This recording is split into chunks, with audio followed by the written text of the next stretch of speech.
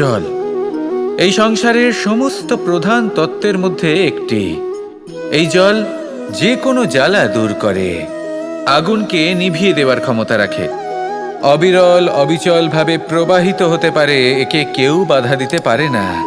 এর পথে বাধা সৃষ্টি করলে নিজের পথ নিজেই খুঁজে নেবে বা সে নিজেই নিজের পথ বানিয়ে নেবে, কিন্তু কখনো থামবে না। এই জল হলো মহান, আর এর একটা মহান গুণ আছে, এর নিজস্ব কোনো রং নেই।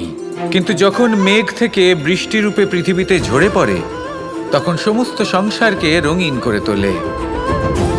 যেখানে খরা হয়েছে সেখানে শ্যামল করে তোলে, যে স্থান শ্যামল সেখানে ভিন্ন ভিন্ন প্রকারের পুষ্প ফুটিয়ে তোলে।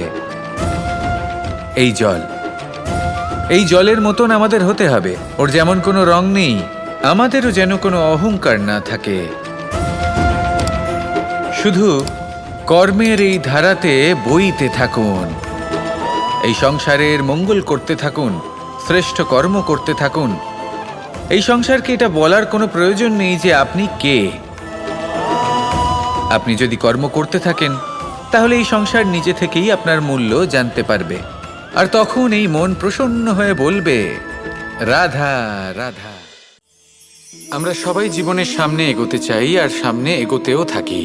আর যখনই কোনো ব্যক্তি জীবনের সামনে এগোতে থাকে, তখন তার পথে নিশ্চিত রূপে বাধা আসে। তখন মানুষ ঈশ্বরের কাছে প্রার্থনা করে যে, হে ঈশ্বর, আমার জীবনে যেন কোনো বাধা না আসে, আর যত বাধা আছে তার হাত থেকে আমাকে রক্ষা করে নিও। পূর্ণরূপে একটি নিরাপদ জীবনের কামনা করে। কিন্তু সত্যি কথা বলতে, এই বাধাগুলো কিন্তু কিছু মাত্রায় আমাদের কাছে আবশ্যক। যদি এই বাধা না থাকে, তাহলে আমরা সামনে এগোতে পারবো না। একটা উদাহরণ দিই, যখন আমরা হাঁটি, তখন এই মাটির একটা আকর্ষণ বল থাকে, যেটা আমাদের নিচের দিকে আকৃষ্ট করতে থাকে। সেই কারণেই সামনে পথ চলা কঠিন হয়ে যায়। কিন্তু এই আকর্ষণ বলের কারণেই আমরা সামনে অগ্রসর হতে পারি, কারণ এই আকর্ষণ বল আমাদের ধরে রেখে দেয়। তার জন্যই আমরা মাটির ওপর টিকে থাকতে পারি। যদি আকর্ষণ বল না থাকে, তাহলে আমরা ভারসাম্য হারিয়ে ফেলবো, আর ভারসাম্য হারালে এগিয়ে চলা অসম্ভব হয়ে যাবে। সেই জন্য কখনো জীবনে পূর্ণরূপে নিরাপদ জীবনের কামনা করবেন না। এই যে বাধাগুলো আসে, তা কোনো না কোনো কারণে আসে। এটা কেন আসছে সেটা বুঝুন, এদের স্বাগত জানান।